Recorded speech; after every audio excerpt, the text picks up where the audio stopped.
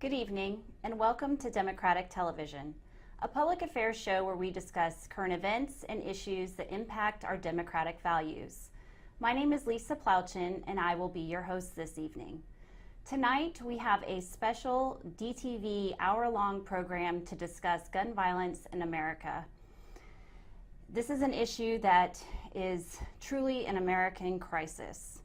On February 14th, our country was rocked again by another mass shooting, this one at Marjorie Stoneman-Douglas High School in Parkland, Florida, where 17 people were shot and killed, 14 students and 3 school educators. Immediately, flags were lowered and elected officials did their usual offering of thoughts and prayers on the 24 hours news networks. But this tragedy is played out differently. The students are leading the charge. They're using their anger, sadness, and frustration to demand action from lawmakers to pass sensible gun laws. It is my pleasure to be here tonight with Edward Nelson, who is the Democratic candidate for Tennessee House District 19, and Zoe Brookshire-Risley, who is a student at West High School. Thank you so much for being here. Thank you for having us. Thank you. Tonight we're going to be discussing the student-led movement to end gun violence and to call for common sense gun reform. We are here, we're going to be showing you clips from the Knoxville Vigil for Parkland, which both of you were in attendance at. And we're going to be talking about proposed gun bills in our Tennessee legislature this session. And Moms Demand Action was just there recently and met with all of our legislators there in Nashville. And then lastly, we're going to talk about the next event that you're both involved in planning, the March for Our Lives, which is a student-organized, student-led march happening on Saturday, March 24th. So thank you so much for sitting down with us and for discussing this important issue. Let's just begin by talking about Parkland. Can you just share with us how you felt when you heard the news that there was yet another mass shooting in our country? I think I was really upset. I was really angry. I was really sad. But it's exhausting because you see headline after headline and it's getting so normalized that it doesn't really come as a surprise anymore, which sounds awful, but it's kind of what we've come to. We just kind of expect these things to happen. It's almost like, when is the next one going to happen? Exactly. And I mean, since Parkland, there have been, multiple other instances of gun violence in schools.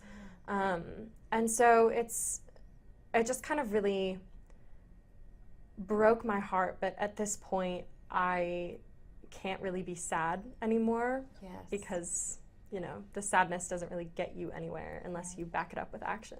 Right. Which is pretty much what this student-led movement is doing. Absolutely. How did you take the news when you heard about Parkland? So it was obviously devastating. I mean, when I heard that there was another school shooting, I've been experiencing this, the first one I can remember. Everyone likes to talk about Columbine, but before that, in 1998, in Craighead County, there was one. In Jonesboro, just outside of Jonesboro, Arkansas, and that was one of the first ones that we really got on our radar. It was something I've been dealing with my entire life. So I was just like, oh, another one. Let me turn on the news and see what's this one about. Is this another false alarm? Is this another terrorist attack, a foreign terrorist attack rather, or is this just another everyday school shooting we have? And unfortunately, it was one of the worst ones. So. Yeah. A lot of people are saying that this might be the tipping point to the gun violence movement. What do you think about that? Do you think this one's in particularly different?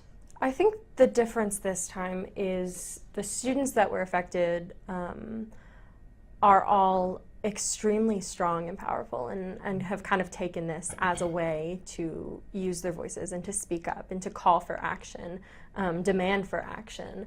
And I think students all around the country have answered that call, and they've said, you know, for some of us this has happened, for some of us it hasn't happened yet, but we feel like it might. And so we're kind of following this example that they've set. And you know, in the past with other shootings, sometimes the students are elementary school or middle school students. Well, Sandy Hook is a perfect example Exactly. of that. So they didn't have the voice like Right. these high school students do. Yeah, and so I think a lot of it is the students. They just really, they went through this tragedy and said, you know, this can't happen to more people. This can't happen to another school. Yeah. And I spoke with Senator Bob Corker at UT a couple weeks ago, and even he feels like this is different now. He feels like there's going to be a change. Now some would say he's saying that because he's not running for office again, but I think that even him in public saying that this is going to be different, that says something. Yes. I think that we are seeing a lot more lawmakers, whether they're retiring and not running again or they are going to run again.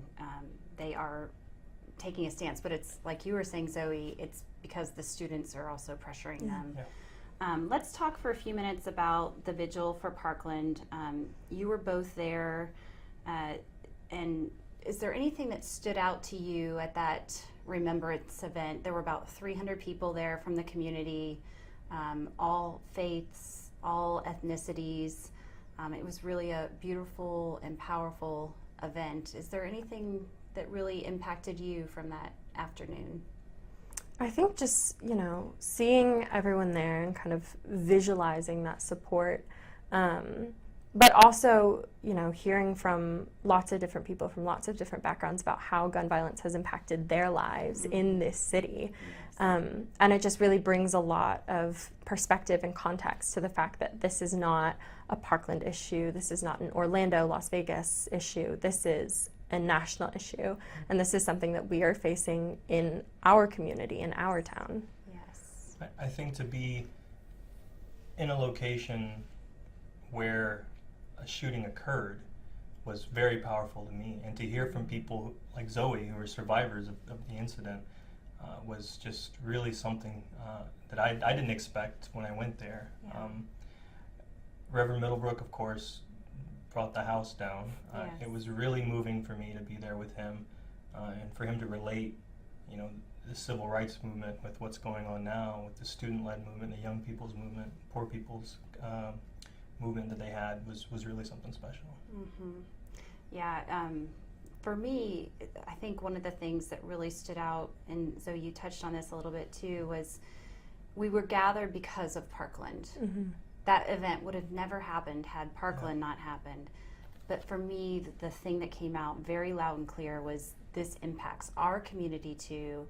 There are local victims to gun violence, and it happens all the time. It's not just mass shootings, it's gun homicides, it's suicides, it's unintentional child deaths by gun. So we are not protected in any kind of bubble from gun violence. So I think that for me was really, really moving. And you spoke at the event, and we are going to hear that here in a few minutes, but what did you want the audience members to take away from your very, very powerful remarks as a, 17-year-old? Yes. Oh my goodness. I just really wanted to emphasize that we thoughts and prayers aren't enough, and you know, outside of TV you see there's a big banner that says exactly that. But I think the main point that I wanted to get across was that it's okay for us to be angry about this, and it's okay for us to speak about this and shout about this. And there have been lots of, you know, NRA spokespeople and politicians and just people that have said, like, oh, children, kids, teenagers, students don't have a right to speak on this. Like, they're not adults, they can't vote. But this is something that we feel, that we experience. And as American citizens, we do have that right of speech, and we have the right to voice our opinions on this and demand for change. And so I think I wanted part of it to be, you know, this is how gun violence affects a person. Like, this is how scary and traumatizing and harmful it can be, but also we have the power to do something about it, so that no one has to feel this way anymore. Yes.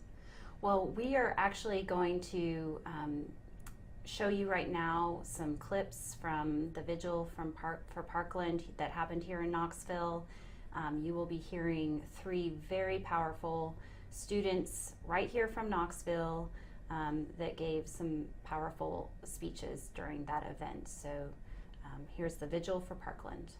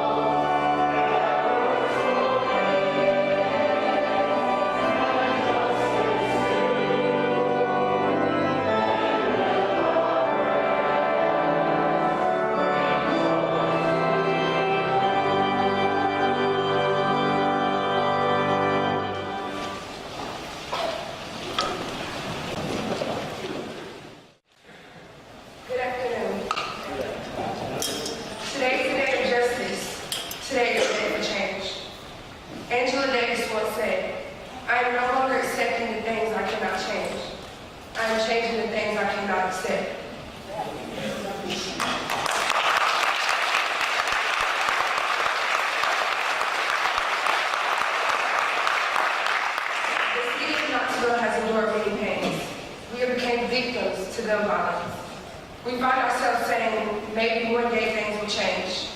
We'll know more. We will now say, this is day one. We have to stand up for what's right and use the words and intelligence to fight for our brothers and sisters we have lost.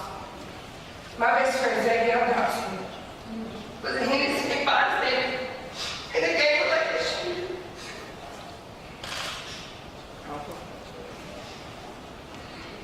Take it. I'm sorry.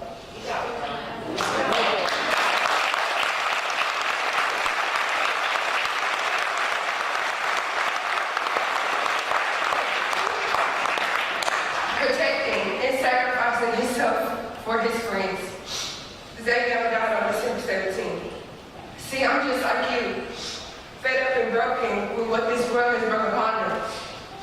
We are killing our own people. We cannot stand strong as a country if everyone does not have the voice of reason. God chose me to be here today. I used to be the one person in the crowd that had so much to say, but was scared to say it. But then I realized I have a voice. And as long as I fight for what I believe in while I'm on this earth, I am unstoppable.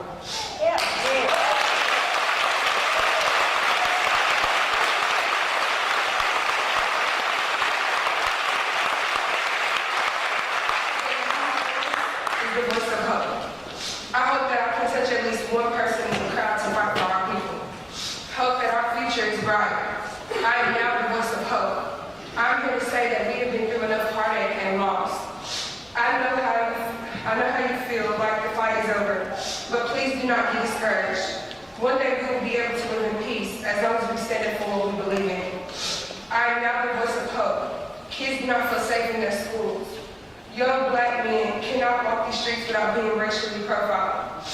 We find ourselves attending events, concerts, and parties, thinking, I hope nothing happens tonight. I am now the voice of hope. Hope that we will get rid of just black and white. Hope that one day my brothers and sisters will feel safe again. I am Zoe Brookshire-Risley. I am Tashawn Spears. I am Sidney Jackson, and I am Jamal Latham. I am the fallen soldiers of Knoxville, Tennessee. I am the city and will do anything in my power to protect our people. I would like everybody to put their fists in the air and repeat after me. This is for my brothers. This is for my brothers. This is for my sisters. This is for my sisters. They deserve to be. They deserve to be safe, not scared. Safe, not scared.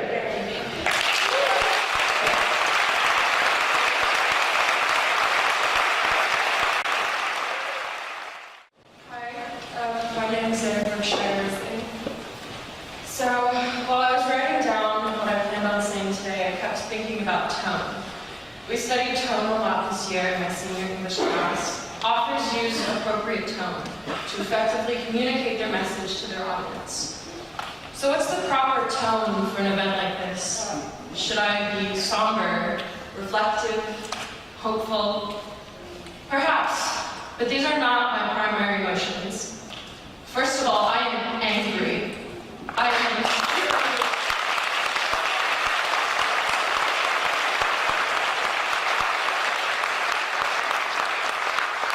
following the shooting in this church in 2008, I didn't fully understand what had happened or the larger conversation surrounding it.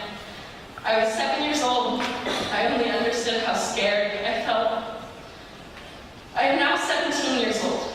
At this age, my main concerns should be what I'm wearing to prom or what college I'm going to go to next year.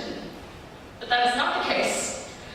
Every day I'm concerned with double-checking my exit strategy every time I walk into a classroom. Is this window blocked today?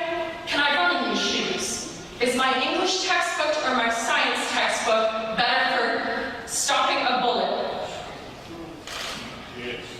Being on the edge of adulthood comes with a lot of responsibility. But that responsibility should not include contemplating whether or not it's safe to go down the hall to the bathroom. This constant fear and paranoia is absurd.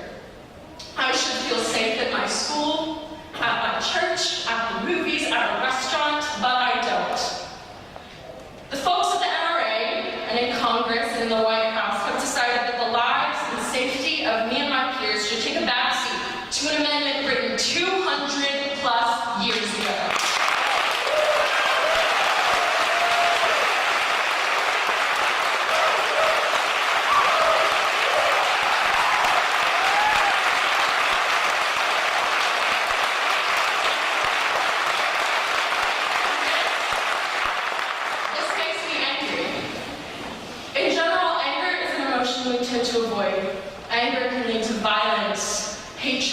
cruelty. But when children are dying at the hands of war weapons, we are allowed to be angry.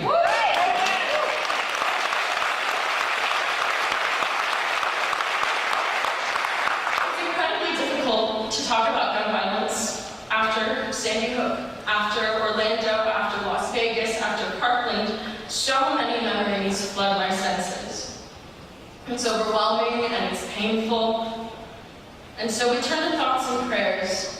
It's a safe way to deal with this pain. And yes, we should think of the lives lost and their grieving families. And we should pray that they have the support and love that we did in 2008. But also think of the measures that could have been taken years ago to prevent these deaths. Think about the tens of thousands of lives taken per year by gun violence. Think about why assault rifles are made available to the general public. And pray.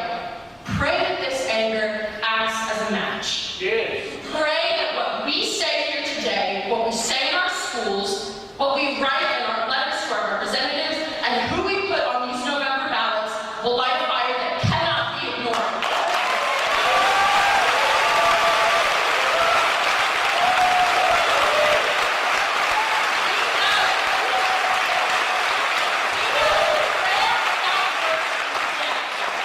So write your congressman, find out how much they're receiving from the NRA. Don't like the amount, register and vote for someone else.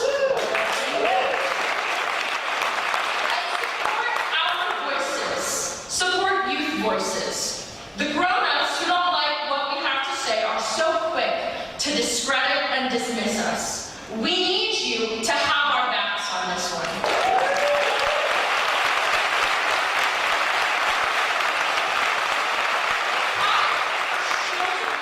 Isn't over. We have seen shooting after shooting after shooting, time and time again. And we feel it when we walk into our high schools, our middle schools, and our elementary schools. We are tired of being afraid. Amen. So listen to our words. Stand beside us and not in front of us.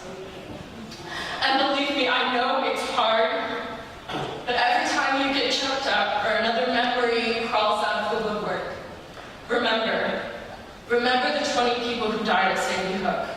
Remember the 9 who died in Charleston, the 50 who died in Orlando. Remember Greg McKendry and Linda Lee Prager, and get angry.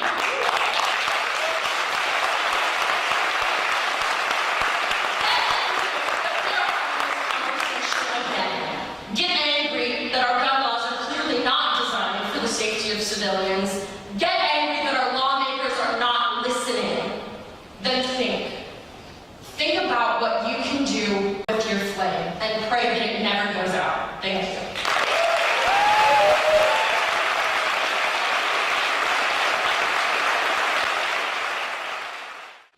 Hello. So during my junior year of high school, I overheard a classmate of mine who was known to be a staunch defender of Nazi ideology say that he fantasized about bringing a gun to school and mowing down the hallways. When I was in 8th grade, my class went on lockdown, and it was later revealed that the reason why was because a student I had sat next to on the bus that morning had brought a revolver to school. And I think that the most disturbing thing about these stories isn't the fact that these two students had access to guns and were willing to commit such atrocities with them, that we live in a culture that seems to be reluctant to address these issues. So after Virginia Tech, after Columbine, Sandy Hook, the Pulse, Las Vegas, now Florida, and countless more, it could be expected that we as a country would finally realize that perhaps citizen access to military-grade weapons may not be such a smart idea.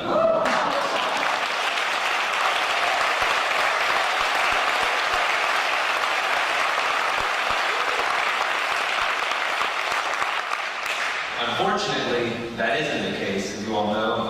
Our nation seems to be extremely divided on the issue, because we found ourselves in a tricky situation in which we understand the necessity of common sense gun laws, but we face a powerful opposition that insists that any sort of reform impedes their Second Amendment right.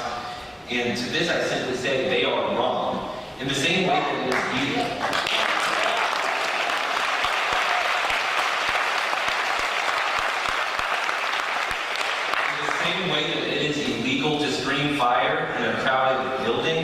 despite having the First Amendment of free speech, it is not necessarily impeding on the Second Amendment to place higher regulations on guns. It just gun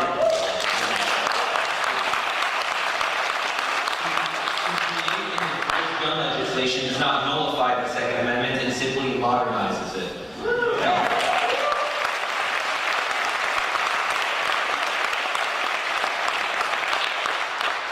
And here comes the more unpopular part. I'm going to admit it to you all. There are actually guns in my household.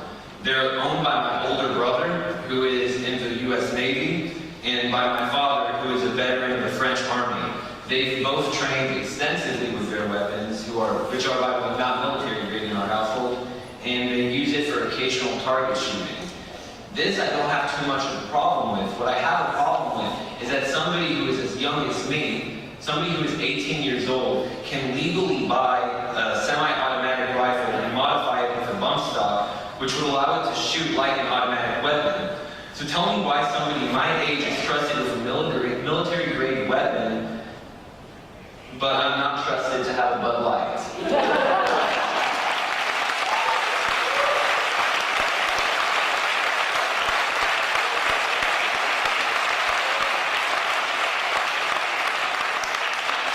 Tell me why the age for buying a cigarette is the same as that for an AR-15.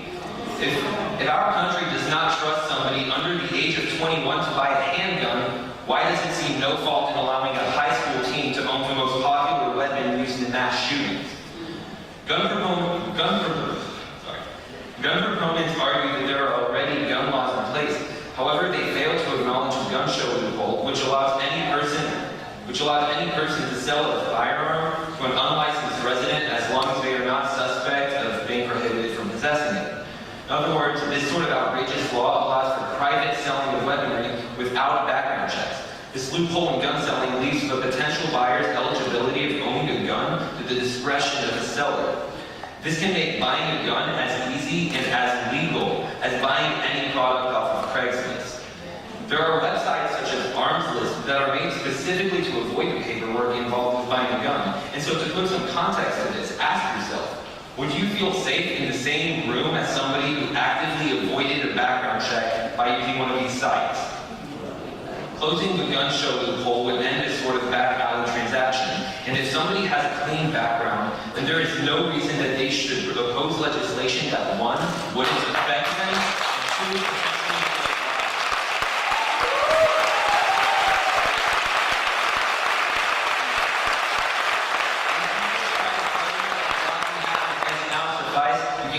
confidently say that they do not.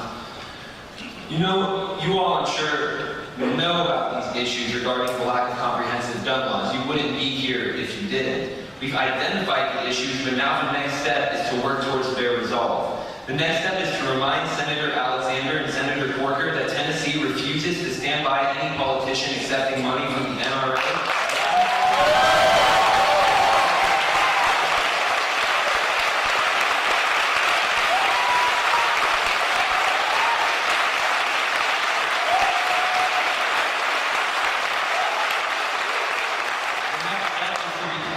In local and national politics, campaign for and elect those who support our values, dare to run for office if needed, but refuse to settle when lives are literally at stake. Shootings have become so normal in the United States, and we need to see to it that the one in Florida is the last of its kind. Bipartisan support will be needed to bring about this kind of change, but I think that it can be done because gun violence has become so predominant in the United States that it's no longer an issue of Republican versus Democrat. It's an issue of indecent people versus decent people.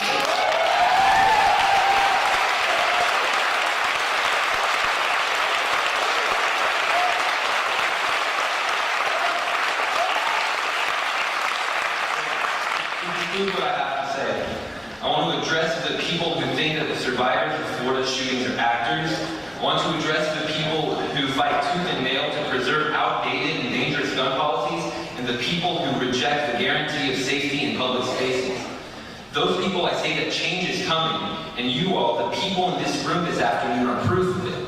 The people protesting nationwide are proof of it, and the midterm elections will solidify any doubt regarding our conviction and our dedication to this program.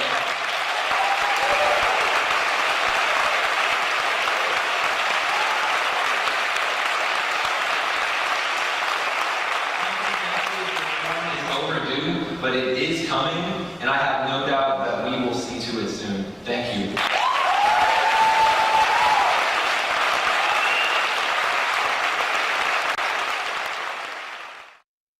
So that was some powerful testimony from the 3 students here in Knoxville that spoke during the Vigil for Parkland a few weeks ago.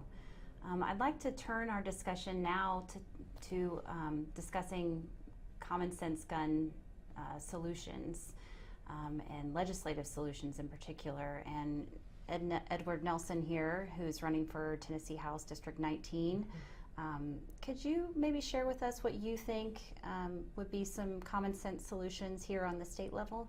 Absolutely. So I think that a big thing we have a problem with at the state level is the preemption that they put in, meaning they pass laws at the state level to stop local municipalities from doing anything about gun violence in their communities. So for instance, Chilhowie Park, well, not even gun violence, but anything with guns, period. So for instance, something like Chilhowie Park, there was an issue with the city. They didn't want gun shows there because it's a public park. They blocked them from having gun shows. The state sued, the organization sued, and the state passed preemption to say that you can no longer do that. That's something that I think should be left up to those local municipalities. If the community doesn't want that to happen in their community, they should have a say-so. Right. Another big thing, easy to me, is universal background checks. There's no reason I should be able to go on Craigslist or to a parking lot or to a gun show and purchase a weapon, a handgun, a long gun, anything, without a background check. Right. It doesn't affect any gun owner. It doesn't affect anyone who wants to go and buy a gun unless they're not supposed to have one. Right. So that's something that is a no-brainer to me. And I haven't heard any reason from anyone why we can't pass or why we shouldn't pass something like that. Yeah, I think a majority of Americans and even Tennesseans agree that comprehensive background checks is something that's a good solution. Yeah, I think it's somewhere around 90% of people, Yeah. Gun owners and non-gun owners, because like I said, it does not affect anyone who owns a gun already. Yeah. That's really something that should be bipartisan, but for whatever reason, it doesn't seem to be. Yeah. Well, as we're discussing these solutions, I do want to show some pictures from the Moms Demand Action Advocacy Day that happened in Nashville. We had over 500 people from across the state of Tennessee there talking to our legislators, and we did speak with nearly every one of them, or we dropped off information to them, and so we really appreciated their time and for sitting down with us to talk about common sense solutions. One of the bills that is probably getting the most traction is the arming teachers bill. Zoe, you gave a very visual example in your presentation about how you feel in school every day, planning your exit strategy and which books you're supposed to be holding up to protect you. How does that make you feel, that particular piece of legislation? Do you think it's a good idea to arm teachers? I really don't think it is. When you introduce that type of variable into any setting, but especially a school setting where crazy things happen all the time, it's so unpredictable. There's so many things that could go wrong. There could be an issue with the way the gun is being stored. There could be an issue with the teacher, or there could be a student that gains access to it. And so just the fact that that's even been proposed is kind of absurd, considering, the root to all of this isn't that teachers can't protect themselves. It isn't that students are,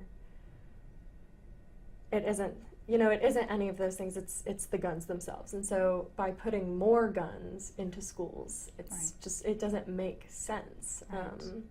And just turning schools into these heavily militarized zones when it should be a safe, comfortable, welcoming environment that you can go and learn and be with your friends in. There's no need for there to be weapons inside of a school, especially with teachers. Right. And I think a majority of the teachers feel too that they don't feel comfortable having that as part of their job description. A majority of the teachers want to, are trained to teach and want to go to teach and not be security. So Edward, do you have any comments on arming teachers? Yeah, don't do it. I think what you just said there is a very important point. I have public educators in my family, and they are. Today we ask our teachers to be therapists, to be mentors, to not just educate, but to really be stand-in parents. They spend oftentimes more time with our children than we do, and to then say, okay, also I want you to be security at your school. That is really something that I don't think has been thought through at any level of government. The day that they passed the bill here in the House, there was a teacher in Georgia that barricaded himself in a classroom and shot into the ceiling. That's right. So there's a lot of red flags there that say maybe this isn't a good idea, that people are ignoring for whatever reason. Right. I have not spoken to a single educator, a single administration personnel who says that this is a good idea. I'm sure they're out there. If they are, please contact me so I can listen to why you think this is a good idea. And you also have to think about, there's already a disproportionate amount of violence or discipline towards students of color. Yes. And, introducing guns into schools would have disastrous consequences for these marginalized populations. Yeah, If absolutely. if this law goes into effect, there will be innocent people who are killed eventually in Tennessee. And that is going to be something that we have to reckon with at that time. I hope we can stop that from happening by not passing this bill. But it's something that's going to be inevitable. And I think that's sad. That's really scary. And I think too, Zoe, you touched on it too in your presentation that, we already live in a heightened sense of fear going to school with lockdowns and just this preparation, and to add an extra element of wondering if your teacher is there armed. I think there's this impression that more guns make us feel more safe, and there are a lot of us out there that don't think that at all. I can remember specific instances. I was at a Steak and Shake with my family, and a guy walked in and he just had his handgun holstered, and I went to the bathroom and I cried because it was, as someone who has survived a shooting and that component, it's terrifying because you never know if that person is going to hurt you, if they're going to try and help you in some way, or if they're going to leave you alone. And so just that not knowing is so scary. And children and people in general kind of feel that around strangers already, the whole stranger danger thing, but a stranger with a gun is even more terrifying. Right, that's not law enforcement. Exactly. So you don't know how much training that person has had or what their background is, so it can be terrifying. We have a few minutes left, and I want to speak these last few minutes about the March for Our Lives that you're both involved in planning. Can you tell us a little bit about that very important event coming up on March 24th? Yeah, so March for Our Lives, it's a section of this national march that was started by the kids from Parkland. Our march here, March 24th, it's on UT campus, and it's being mostly organized and led by students. So UT students and students from different high schools, and there's a really big focus on student voices because this issue is just so important to us, and it's so relevant to our everyday lives. Right. So yeah, it's coming up March 24th. We will have speakers, we will have opportunities for you to register to vote or write your representatives.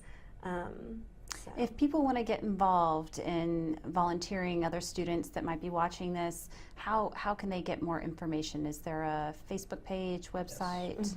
Yes. Yeah, we have, it's March #4, Our Lives Knoxville, Okay. on Facebook. There's an event there, there's a group.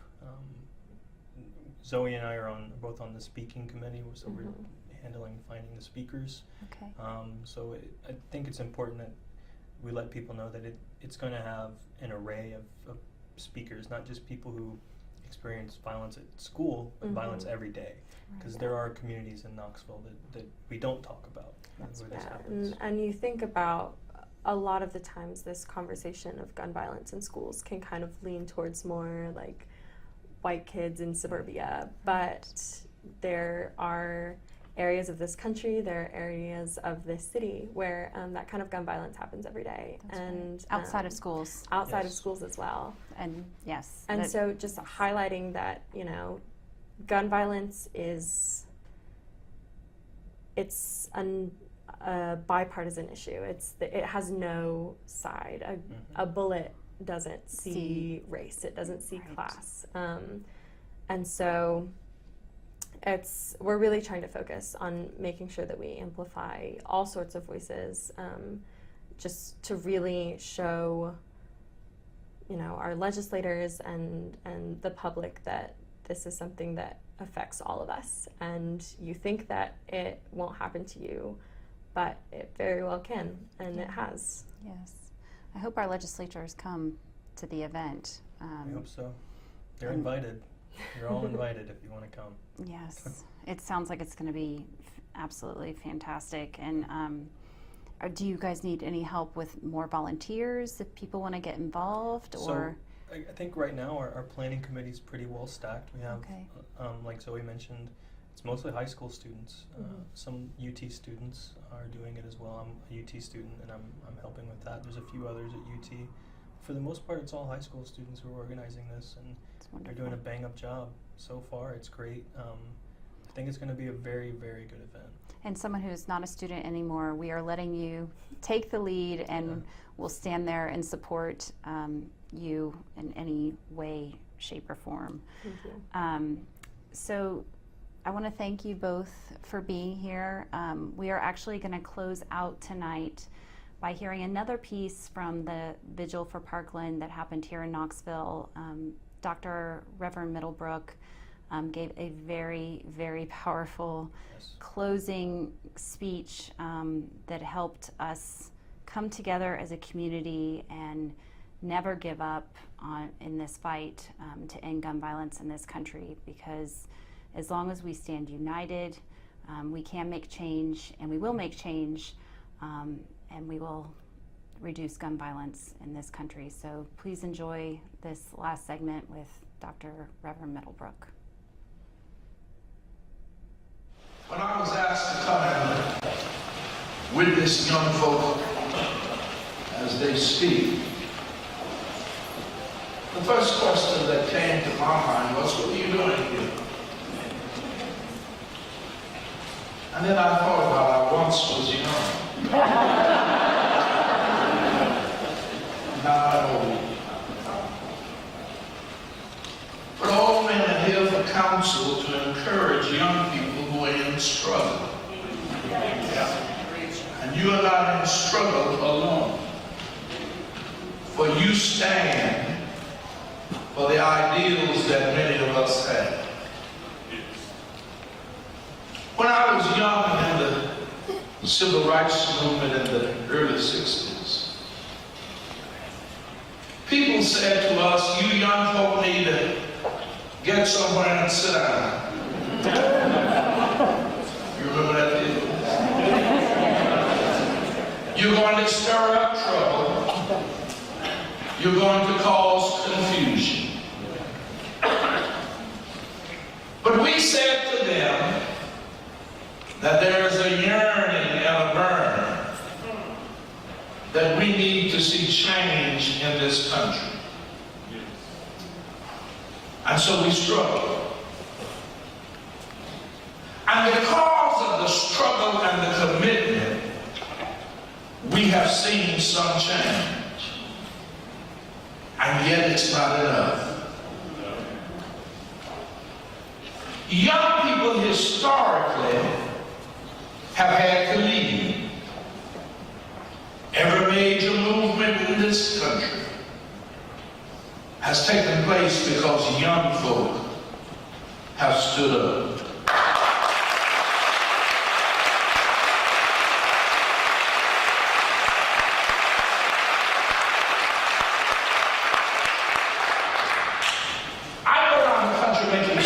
For Dr. King, I'd say to people, you need to get involved, and adults would say to us, I'm going to get involved as soon as I can get straightened out. And I will always say to them, by the time you get straightened out, they'll be rolling you into a mortuary. We have come today to say to the young people, stand up. We stand with you.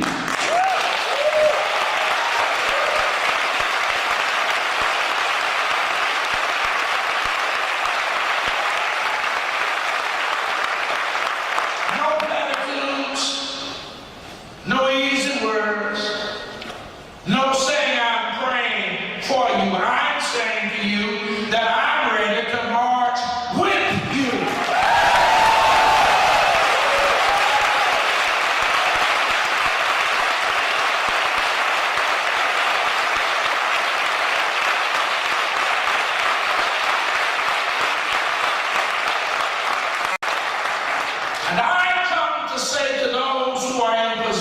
Of power, that I'm convinced that these young folks stand now can take the words that we used in the civil rights movement. Ain't gonna let nobody turn me around.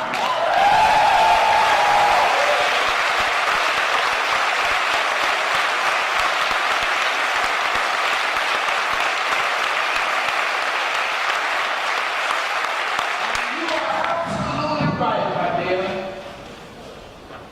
If they refuse to move, they can be moved.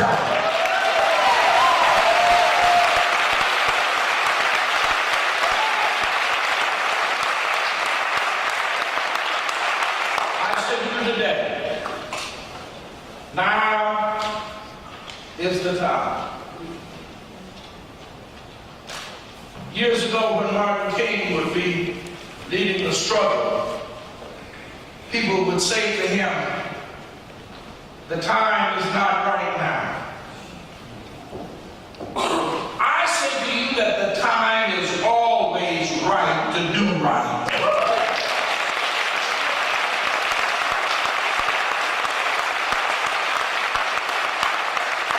And some of you who are here are saying, not me. I can't do it. If not you, who? If not now, when? Now! Now! Now is the time!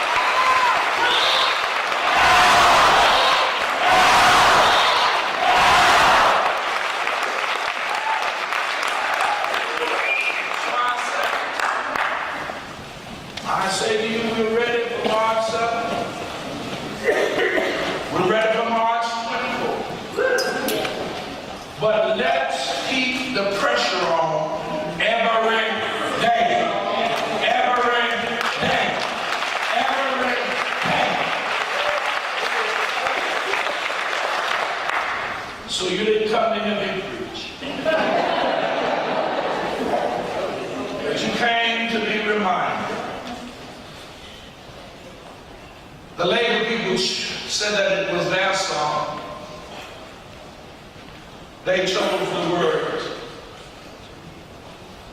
But my grandmother, my foreparents, used to sing an old spiritual in our churches. They said, I'll overcome. I'll overcome someday. If in my heart I do not yield, I'll overcome. We took it during the labor movement. We took it during the civil rights movement. We changed the words a little. We said, we shall overcome. We shall overcome. We shall overcome. Someday deep in my heart I do believe we shall overcome someday. We'll walk hand in hand. We'll walk hand in hand. We'll walk hand in hand. Someday deep in my heart I do believe we'll walk hand in hand someday. We shall all be free. We shall all be free. We shall all be free someday. Then we said we shall live in peace. Peace in a land where we don't have to worry about our children being shut down in schools. Peace in a land where we don't have to fear our children leaving home and we're worried as to whether or not they will return. Peace in a land where we shall learn to turn our articles of weaponry into means of peace and providing for the good and the welfare of all people. So I've come today. I've merely come to renew myself and to make a recommit that injustice anywhere is a threat to justice everywhere.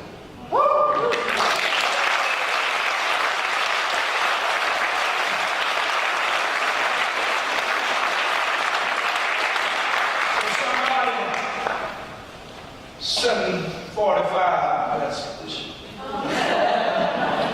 I have a little trouble saying his name. Somebody tell Parkland and tell Alexander, tell Duncan that we insist that they stand for justice and the right. And it has nothing to do with party. It has to do with our being able to survive and exist as we have been promised we would. Somebody tell me it doesn't matter about your religious faith right now. We are talking about the salvation and the continuation and the success of the human race. So I come just to say anew, we shall overcome. I've come to tell us, let's stand together. Let's close ranks. Let's join our hearts and our minds and our voices together and tell this nation. There's some news folk here, right? I don't call you the fake news. I call you the real news.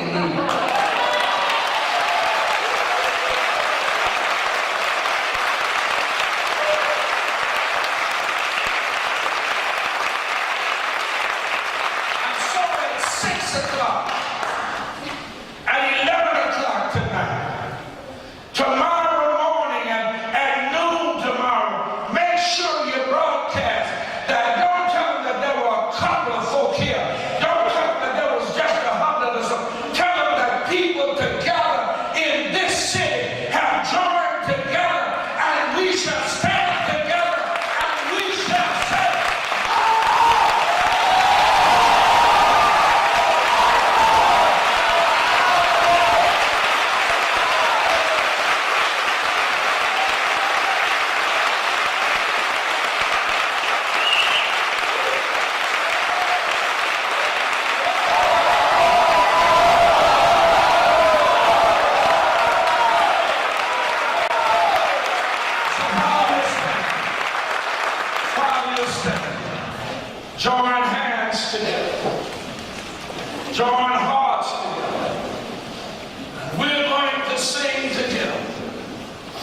shall overcome. We shall overcome someday. Deep in my heart, I do believe we shall overcome someday. I'm ready if you're ready.